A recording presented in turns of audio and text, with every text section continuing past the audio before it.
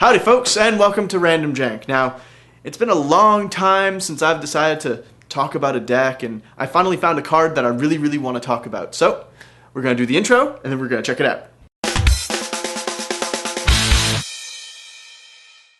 So, the card in question is Knowledge Pool. Now, this is a very complicated card that came out of Marauder Besieged, and it took me a long time to actually figure out exactly what this card does. And in my lookings, I found that there were really only two kind of decks that could work with this. The one where you manipulate your opponent's deck into getting the best possible mileage out of Knowledge Pool, or you just play a lot of cheap stuff in your own deck and pray.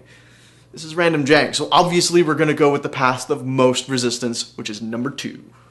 Now, first of all, let's actually look at what Knowledge Pool does. It is a 6 mana cost artifact that when it comes into play, every player exiles the top 3 cards of their deck into Knowledge Pool. Now, instead of being able to cast your own spells, what you do is when you cast your spell, it gets exiled into the pool and you choose one of the cards that are in the pool to cast instead. Makes for a lot of interesting interactions with trying to get a lot of big stuff out as quickly as possible, but considering this thing actually costs 6, that might not be what ends up happening. So, instead of making a deck that works well on its own, I decided to make a deck of Knowledge Pool and hope to God that I'm playing against somebody who's actually playing a deck that was made to win. Case in point, my deck has a lot of artifacts or just really cheap spells. I made this deck blue and artifact only so that we have a lot of stuff that can help us. Things like Ponder, things like Preordain, things that actually allow us to get Knowledge Pool out without tutoring it up. Now, staying with the cheap spells, I decided to toss in a card called Telepathy. Now, it costs 1 blue, and it allows all of your opponents to be playing with their hands out so you get to see what they're playing. It gives you a chance to really see what's going on before they start casting spells, and see what the big threats are before you actually get to the point where you play Knowledge Pool.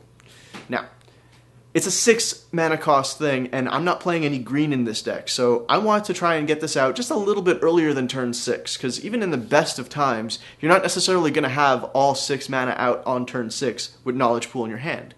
But, since we're playing artifacts, we have the opportunity to use pretty much any kind of mana fixing that we want.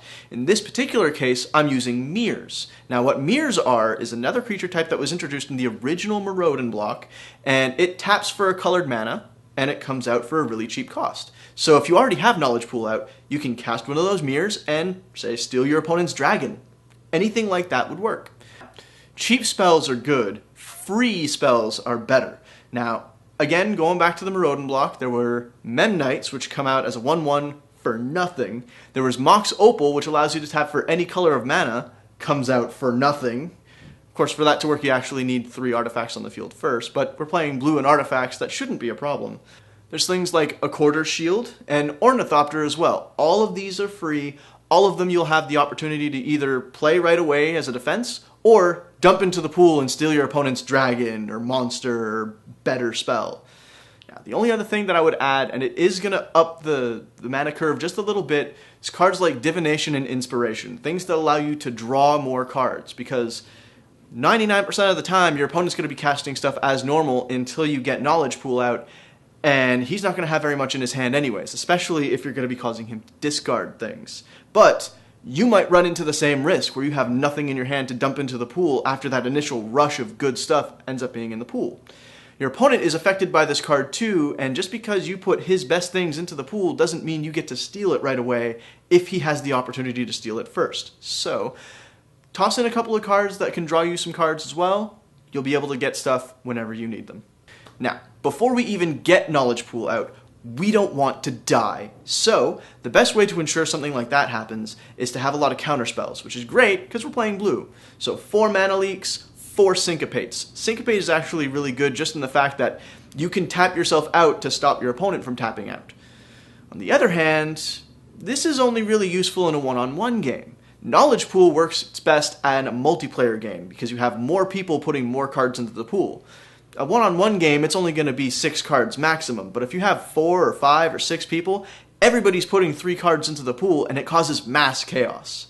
Now, the one way to stop your opponent from being able to kill you before Knowledge Pool even gets out is with another color. Now, I didn't really want to splash in another color in this. I thought just the blue would work out well, but for a lot of you out there who are going to be making a deck similar to this, The only suggestion I would really say is put in some black, add duress, and mind rot.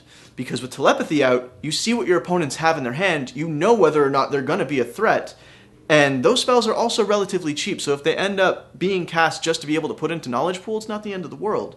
But before you cast Knowledge Pool, if you see your opponents have something that you don't want them to cast ever, even if it is just putting it into Knowledge Pool for yourself, you can cause them to discard that card, and then it's not a threat anymore. Unless they're playing Reanimator, in which case I can't help you, because I can't win against Reanimator. Now, Knowledge Pool is one of those cards that I find to be a little bit underappreciated. It's one of those cards that's a lot of fun to play on a kitchen table. Nobody in their right mind would play this in a tournament because it's way too inconsistent. It's less relying on your own cards and more praying to God that your opponent has stuff that you want to beat face with, which is not always the best way to win tournaments. Actually, it's probably one of the worst ways to win tournaments, basically relying on your opponent to not beat you first. Now, what I would suggest, look at the card, see if there's any cards that you guys want to play. Let me know down in the comments below whether or not you think this card is really good.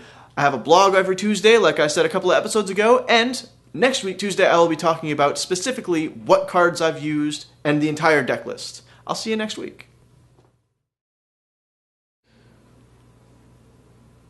Seriously, dude? You're going to be on your phone right now? Yeah, I am. Every player exiles the top 3 cards of their deck into Knowledge Pool. Now, instead of being able to cast your...